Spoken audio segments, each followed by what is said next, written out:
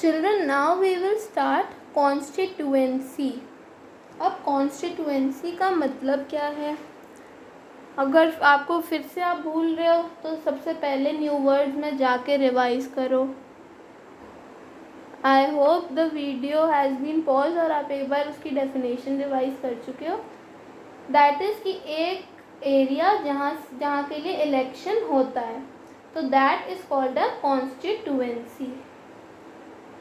Electoral constituency refers to a territorial area which elects and sends one representative either to the parliament or the state assembly. तो electoral constituency क्या होती है? एक territorial area मतलब एक area होता है जिसको जो इलेक्ट करता है और अपने एक रिप्रेजेंटेटिव को भेजता है या तो पार्लियामेंट में या तो स्टेट असेंबली में. An MP represents a parliamentary constituency in the Lok Sabha, while an MLA represents a assembly constituency in the Vidhan Sabha. अब जो MP है वो रिप्रेजेंट क्या करता है? पार्लियामेंट्री कॉन्स्टिट्यूएंसी लोकसभा में. और MLA क्या रिप्रेजेंट करता है? मेंबर ऑफ लेजिस्लेटिव असेंबली क्या रिप्रेजेंट करता है? असेंबली कॉन्स्टिट्यूएंसी इन दी विधानसभा. ओके, एमएलए क्या रिप्रेजेंट करता है? असेंबली कॉन्स्टिट्यूएंसी विधानसभा में. और एमपी क्या रिप्रेजेंट करता है? पार्लियामेंट्री कॉन्स्टिट्यूएंसी लोकसभा में. Okay, so constituency refers to a territorial area which elects and sends one representative either to the parliament or to the state assembly. या तो पार्लियामेंट में या तो स्टेट असेंबली में भेजेगा. Okay, an MP represents a parliamentary constituency in the Lok Sabha, while an MLA represents an assembly constitution in the Vidhan Sabha constituency in the Vidhan Sabha. I hope that I am clear. Now children, we will do officers on election duty. अब कौन कौन से ऐसे officers होते हैं जिनको election की duty मिलती है?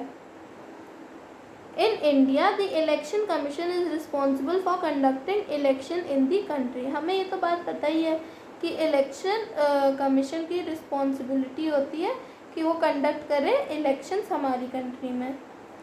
This independent body is headed by the chief election commissioner. अब इसका हेड कौन है? इलेक्शन कमीशन का हेड कौन है?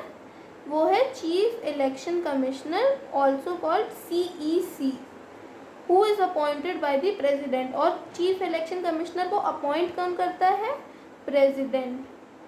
Under the CEC, that is the chief election commissioner, are various state election commissioners. अब CEC के अंडर कौन आते हैं? State election commissioners. वो रिस्पॉन्सिबल होते हैं अपनी रिस्पेक्टिव स्टेट के इलेक्शंस में.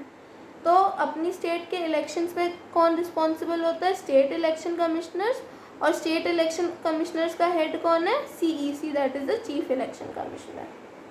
और चीफ इलेक्शन कमिश्नर को अपॉइंट कौन करता है? President. Now at the constituency level the returning officer appointed by the election commission is the main official responsible for conducting elections.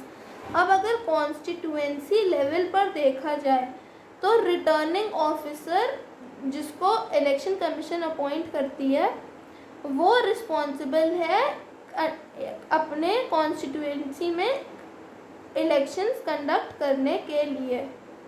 ठीक है, so at the constituency level the returning officer which is appointed by the election commission is the main official responsible for conducting elections.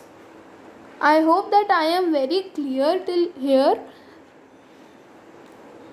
Each polling booth has about 5 officials. अब हर एक polling booth में 5 officials होते हैं. The presiding officer is in charge of the booth. अब polling booth का in charge कौन है? presiding officer. 4 other persons called the polling officers assist him or her. और 4 और officials जिनको पोलिंग ऑफिसर्स बुलाया जाता है वो उनकी मदद करते हैं। किसकी मदद करते हैं? प्रिसाइडिंग ऑफिसर की, जो इंचार्ज होता है अपने बूथ का। Outside the booth policeman are posted to maintain law and order. और पोलिंग बूथ के बाहर पुलिसमैन को खड़ा कर दिया जाता है, उनको पोस्ट कर दिया जाता है, जिससे वो मेंटेन करें कि लॉ एंड ऑर्डर बना रहे। Okay, I hope that I am very clear till officers on election duty and constituency. अब we will start the general election, by election and mid-term election in the next video.